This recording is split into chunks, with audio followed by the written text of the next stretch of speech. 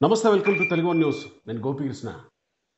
కేసినేని నాని టీడీపీని వీడి వైసీపీలో చేరినప్పటి నుంచి ఆయన వైసీపీలో అవమానాలే ఎదుర్కొంటున్నట్టు అక్కడి నుంచి సమాచారం అందుతోంది. కొన్ని డైరెక్ట్గా మనం చూడడం ద్వారా కూడా ఆయన కొంత అవమానాలు ఎదుర్కొంటున్నారు. ప్రాధాన్యం ఇచ్చే విషయంలో కూడా చంద్రబాబు నాయుడు నేరుగా తన పక్కన పెట్టుకుంటే, వైసీపీలో మాత్రం తనకంటే తక్కువ స్థాయి లీడర్లతో ఆయన ఉండాల్సిన పరిస్థితిని మనం వైసీపీలో చూస్తున్నామని గత కొంతకాలంగా ఈ చర్చ జరుగుతోంది.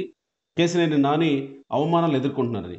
ఇదే కోవ విషయంలో మైలవరం ఎమ్మెల్యే టికెట్ కేటాయింపులో కూడా కేసినేని నాని అవమానం ఎదుర్కొన్నారు అనేది ప్రస్తుతం మనకు అందుతున్న వార్త. ఈ అంశానికి సంబంధించి మా ఇన్పుట్ ఎడిటర్ సుభాకర్ ఉన్నారు విజయవాడ నుంచి. సుభాకర్ గారు, ఏం జరిగింది? ఏంటి మైలవరం టికెట్ విషయంలో తిరుపతిరావుని ప్రకటించిన తర్వాత అందరూ కలిసి పనిచేస్తామని అంటున్నారు కదా, ఇక్కడ మళ్ళీ కేసినేని నానికి అవమానం ఏంటి? ఏం జరిగింది అసలు? వైసీపీ పార్టీలోకి విజయవాడ ఎంపీ కేసినేని నాని జాయిన్ అవటం, మరుక్షణం కేసినేని నాని కుమార్తె శ్వేత తన కార్పొరేటర్ పదవికి రాజీనామా చేయటం, శ్వేతకి మైలవరం టికెట్ కానీ పెలంలూరు టికెట్ కానీ అని చెప్పేసి పెద్ద ఎత్తున ప్రచారం రావటం,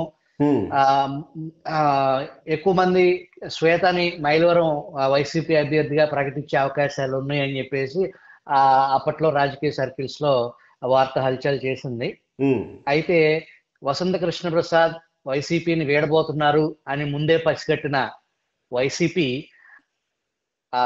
వసంత కృష్ణ ప్రసాద్ రాజకీయ ఆలోచన, తన అడుగులు ఎటువైపు వెళ్తున్నాయి అనే దాన్ని ప్రకటించటానికి ఒక వారం ముందే హడావుడిగా వైసీపీ మైలవరం ఇన్ఛార్జ్ అని చెప్పేసి అంతకు ముందు వార్డు మెంబర్గా పంచాయతీ ఎలక్షన్స్ లో వార్డు మెంబర్గా ఓడిపోయినటువంటి కర్నాల తిరుపతిరావు అని బీసీ కమ్యూనిటీకి సంబంధించి యాదవ్ కులానికి చెందిన వ్యక్తిని జడ్పీటీసీగా ఉన్నారు.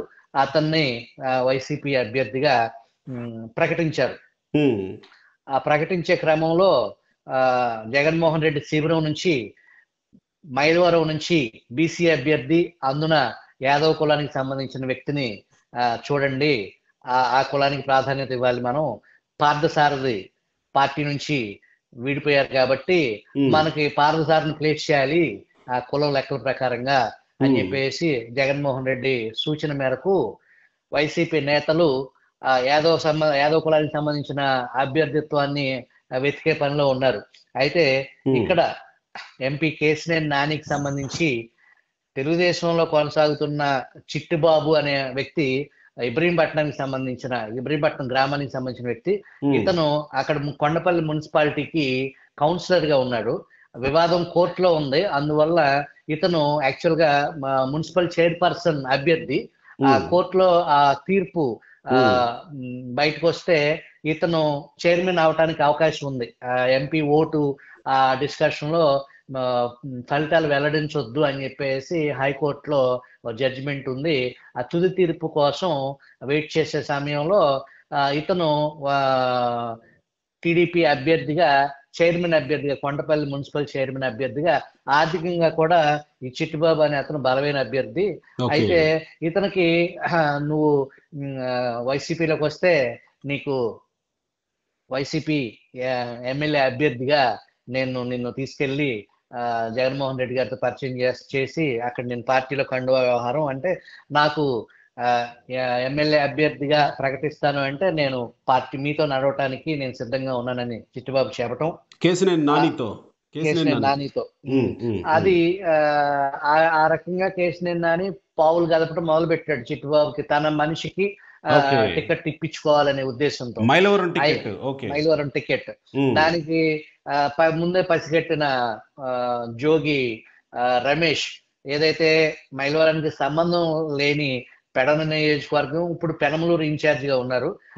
అయితే ఇతను స్వగ్రామం ఇబ్రహీంపట్నం కావటం, ఈ చిట్టిబాబుని గనక వైసీపీ అభ్యర్థిగా పెడితే అక్కడ తనకి పవర్ సెంటర్, ఇంకొక సెకండ్ పవర్ సెంటర్ గా తన పెత్తనానికి అక్కడ అడ్డు తగిలే పరిస్థితి ఉంటది నాని ద్వారా అని చెప్పేసి జగన్మోహన్ రెడ్డి కోటరీలో చక్రం తిప్పి మైలవరంకి సంబంధించిన జడ్పీటీసీ ఎవరైతే ఉన్నారో అతన్ని అభ్యర్థిత్వాన్ని ఖరారు చేయటంలో ఎంపీ కేశినేని నాని మీద జోగి రమేష్ పై చేయి సాధించారని చెప్పొచ్చు. ఓకే. సో ఇప్పుడు తిరుపతిరావుకి టికెట్ ఇవ్వడం, యాదవ్ కమ్యూనిటీకి టికెట్ ఇవ్వడం అని అంటే జోగి రమేష్ పై చేయి సాధించినా గానీ ఇక్కడ కేశినేని నాని అవమానం పడింది. అంటే జోగి రమేష్ తన మాట నెగ్గించుకోవడమే కేశినేని నాని అవమానపడ్డట్టు అనుకోవాలేమో కదా? అక్కడ ఇబ్బంది వాస్తవానికి కేశినేని నాని వైసీపీ పార్టీ శ్రేయస్సు కోరి ఆ చిట్టిబాబు అనే అభ్యర్థిత్వం ఆర్థికంగా బలమైన అభ్యర్థి అతను. ఓకే. అందున తెలుగుదేశానికి సంబంధించి కౌన్సిలర్ గా ఉన్నాడు. ఎలక్షన్ ఆ రిజల్ట్ గురించి, కోర్టు తీర్పు గురించి అతను వెయిటింగ్ లో ఉన్నాడు ఆ చైర్పర్సన్ పొజిషన్ ని చేరుకునేదానికి. అట్లాంటి అభ్యర్థిని, బలమైన అభ్యర్థిని యాజ్ ఏ పార్టీకి మేలు చేసే అంశమే, పార్టీకి బలమైన అభ్యర్థిత్వాన్ని అందించే అంశమే కేశినేని నాని ప్రతిపాదించారని మనం చెప్పుకోవచ్చు. మరి అంత బలమైన అభ్యర్థిని పక్కన పెట్టి ఇతన్ని ఎందుకు పరిగణలోకి తీసుకున్నారు? ఇతను కూడా బలమైన వ్యక్తి, తిరుపతిరావు అనే వ్యక్తి కూడా ఆర్థికంగా అత్యంత బలహీనమైన వ్యక్తి. అతను ఆర్థికంగా ఎంత బలహీనమైన వ్యక్తి అని చెప్పుకునేదానికి ఇక్కడ మైలవరం నియోజకవర్గంలో గత 3-4 రోజుల నుంచి జరుగుతున్న ఒక వార్త హల్చల్ చేస్తా ఉంది. ఇతన్ని సీఎం జగన్మోహన్ రెడ్డిని కలవాలి, మనం అక్కడ తాడేపల్లి క్యాంప్ ఆఫీస్కి వెళ్ళాలి అని చెప్పేసి ఇతనికి ఫోన్ చేస్తే ఇతను తిరుపతిరావు మైలవరం నుంచి విజయవాడ 2 వీలర్ తన మోపెడ్ బండి వేసుకుని రావటం జరిగింది విజయవాడ. ఆ బండి అక్కడ పార్క్ చేసి కేశినేని భవన్ దగ్గర పార్క్ చేసి అక్కడి నుంచి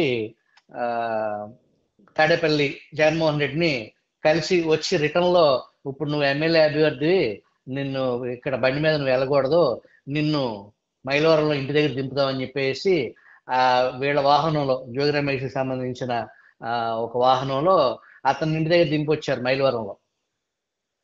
ఓకే. అంటే అప్పుడు ఈ 3 రోజుల నుంచి నా బండి అక్కడ ఉంది, నా బండి తెచ్చుకోవాలి, నా బండి అని చెప్పేసి ఇతను సన్నిహితుల దగ్గర అంటున్నాడు. అతని బండి విజయవాడలో ఉండిపోయిందంట, నా బండో అంటున్నాడు అనేది మైలవరం నియోజకవర్గంలో వైసీపీ క్యాడర్ లో జరుగుతున్న చర్చ. అట్లాంటి అభ్యర్థిని అనూహ్యంగా తెర మీదకి తీసుకొచ్చి అతని అభ్యర్థిత్వాన్ని ఓకే చేయించడం వెనక అతను ఎంత బలహీనమైన అభ్యర్థి అయితే రేపు జోగి రమేష్ కి మైలవరం కంట్రోల్ జోగి రమేష్ చేతిలో ఉంటది అనే ఉద్దేశంతో కేవలం జోగి రమేష్ అనుచరుడిగా జోగి రమేష్ పట్టు కోల్పోకుండా తన పట్టు సాధించడానికి తన చేతి కింద పనిచేసే ఒక వ్యక్తిని అభ్యర్థిగా ప్రకటించుకున్నాడు అనేది ఇక్కడ నడుస్తున్న చర్చ. రైట్. మొత్తానికి ఈ విషయంలో కూడా కేశినేని నానికి ఒక రకంగా అవమానం జరిగిందని అనుకోవాలి ఫైనల్ గా. అది అవమానం కాదు, అది ఒక రకమైన ఎదురు దెబ్బ. అతని ప్రతిపాదన అతను మంచి ప్రతిపాదన తీసుకొచ్చింది వాస్తవానికి. దానికి అక్కడ జోగి రమేష్ ది పై చేయి అయింది. ఓకే. రైట్ శుభగిరి గారు, థ్యాంక్ యూ.